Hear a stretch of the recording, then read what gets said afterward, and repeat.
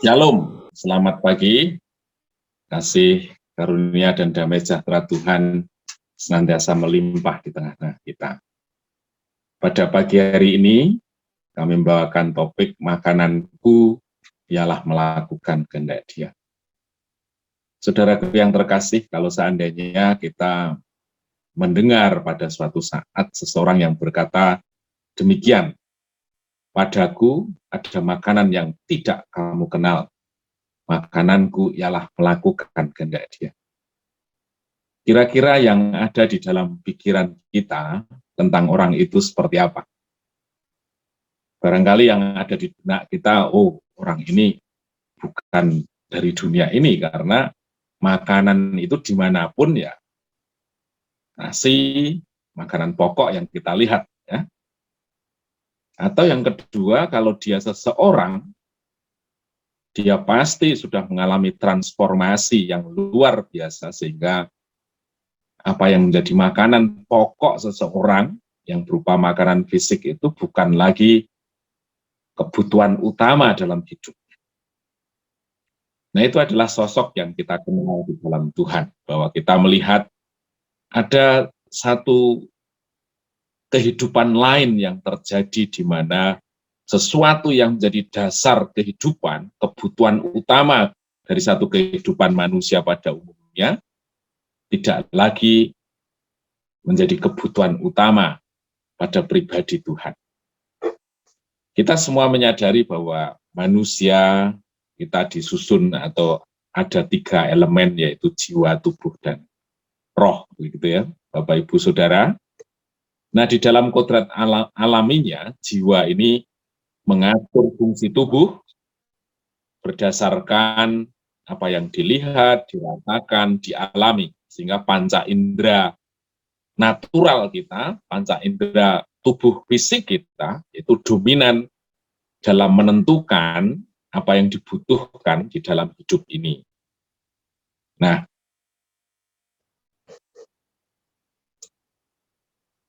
namun sesungguhnya ketika seseorang mengenal Kristus, dimensi roh yang tadinya lemah, tidak berdaya, itu dijamah oleh Tuhan, dan Tuhan mau bahwa manusia dalam hidupnya tidak lagi berpusat pada jiwa, tapi berpusat kepada roh yang terus dibaharui oleh kebenaran firman Tuhan, oleh sentuhan tangan Allah yang dulunya roh itu lemah, menjadi roh yang menghidupkan, dan di situ menjadi pusat kehidupan yang luar biasa.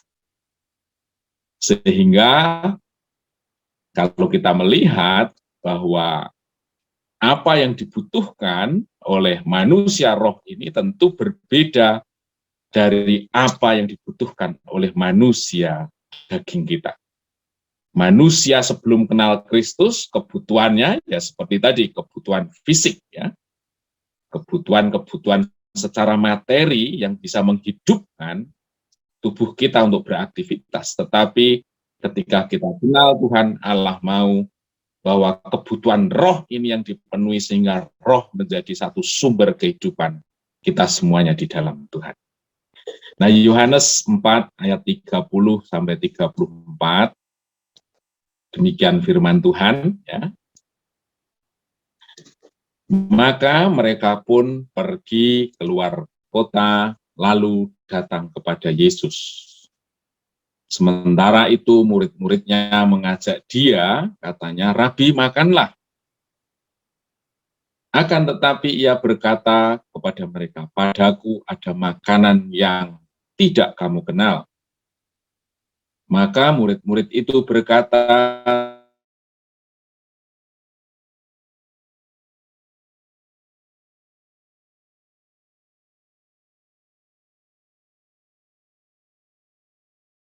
dan menyelesaikannya. Nah, ternyata mengubah konsep tentang apa yang diperlukan oleh hidup kita sesudah mengenal Tuhan, itu bukan sesuatu yang mudah. Karena kita hidup di dalam jiwa dan tubuh ini sudah sedemikian lama, kita memelihara satu hidup karena makanan jasmani saya. Ya. Demikian juga murid-muridnya.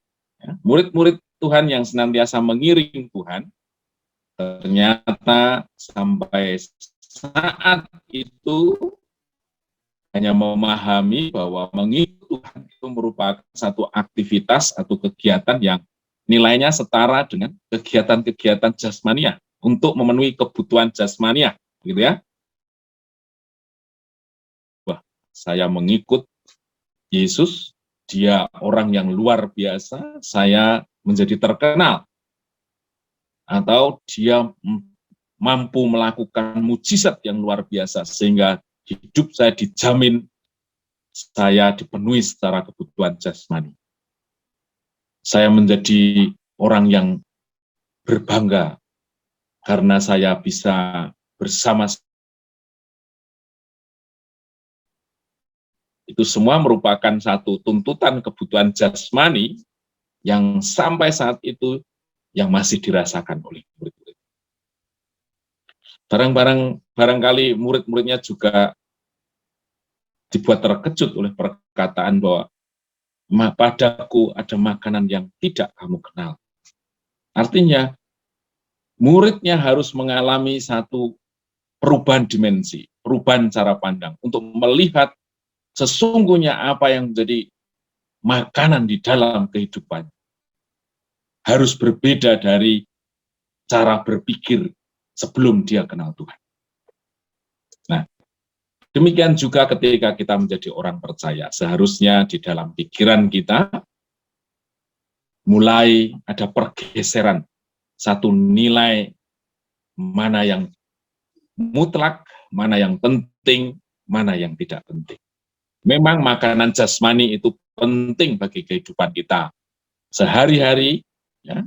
Kalau kita tidak makan, tentu kita menjadi lemah, tidak bisa beraktivitas, pada akhirnya sakit. Tetapi ternyata ada kemauan Tuhan, ada kehendak Tuhan, ada teladan Tuhan, bahwa seharusnya itu bukan menjadi yang terutama lagi. Apa yang menjadi pertanyaan kita yang bisa mengevaluasi kita, sehingga kita sungguh-sungguh pada akhirnya bisa berproses untuk menjadikan kita memiliki cara pandang, cara hidup seperti Tuhan. Yang pertama, apakah kehidupan kita secara dominan masih dipengaruhi oleh tuntutan-tuntutan kehidupan seperti manusia pada umumnya? Ya. Jadi manusia pada umumnya dia ingin dihargai, ingin dihormati, dia mencari posisi atau level kehidupan untuk lebih tinggi dari yang lain karena di situ mendatangkan rasa bangga. Kita mencari kepuasan-kepuasan seperti manusia pada umumnya. Itu yang pertama. Yang kedua, apakah kita menyadari bahwa kebutuhan hidup kita seharusnya berbeda dari kehidupan orang-orang yang belum kenal Tuhan? Orang-orang di luar sana barangkali ketika kebutuhan hidupnya terpenuhi, mereka sudah merasa terjamin, memiliki banyak hal yang bisa diandalkan untuk terus menjalankan kehidupannya, mereka sudah cukup merasa aman. Mereka puas, bahkan suatu saat mereka bisa sombong, bangga karena itu semua. Tapi tentu bagi kita ada sesuatu yang lain, ada sesuatu yang kurang ketika kita tidak berbuat sesuatu untuk lebih lagi hidup di dalam Tuhan. Ada satu desakan hati kita bahwa hidup kita bukan hanya itu saja yang bisa memuaskan kita, kepuasan kita ketika kita mengambil bagian hidup di dalam panggilan Tuhan. Itu yang saya yakin bagi orang di luar sana, mereka tidak punya itu. Ya. Terus yang berikutnya, apakah kita masing-masing sudah mulai berusaha untuk menggeser kebutuhan utama dalam hidup kita tadi dari perkara-perkara jasmani menjadi perkara-perkara rohani seperti yang Bapak kehendaki. Kalau dulunya saya begitu memprioritaskan kebutuhan hidup saya menjadi satu-satunya tujuan dalam hidup saya. Kalau tadinya saya ingin meletakkan diri saya menjadi sesuatu yang berharga di mata orang lain, itu merupakan satu nilai yang saya cari. Yang namanya harga diri itu kan seringkali menjadi segala-galanya. Sehingga ada katanya, kalau saya sudah ditindas harga diri saya berani mengorbankan segala-galanya. Apakah itu yang masih menjadi sesuatu yang penting dalam hidup itu? Kita harus belajar melihat cara hidup Tuhan, bahwa itu semua mulai kita letakkan pada level yang kurang penting. Yang terpenting adalah bagaimana saya hidup, menggenapi panggilan Tuhan, mengenal hati Bapa, menyenangkan Dia di dalam hidup saya. Terus yang terakhir, apakah secara jujur hati nurani kita mengakui bahwa Allah adalah kebutuhan utama dalam hidup kita. Dulu barangkali kita melakukan hal-hal rohani, kita berdoa, kita melakukan aktivitas pelayanan dan lain sebagainya, karena ada tuntutan kebanggaan di situ.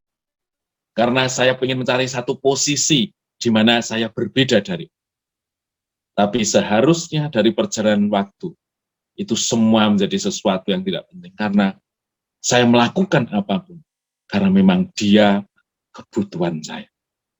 Kebutuhan utama saya adalah saya melayani Dia, saya mengenal Dia. Kita melakukan doa, kita melakukan apapun, tujuannya tidak yang lain. Bukan mencari urapan, bukan mencari sesuatu agar pelayanan kita menjadi hebat di mata orang. Tapi karena Dia adalah kebutuhan saya di dalam hidup saya. Sehingga saya melakukan apapun, tidak ada sesuatu yang bisa dibanggakan. Tidak ada sesuatu nilai lebih yang membuat saya seolah-olah berbeda dari yang lain. Tapi semata-mata saya melakukan semuanya.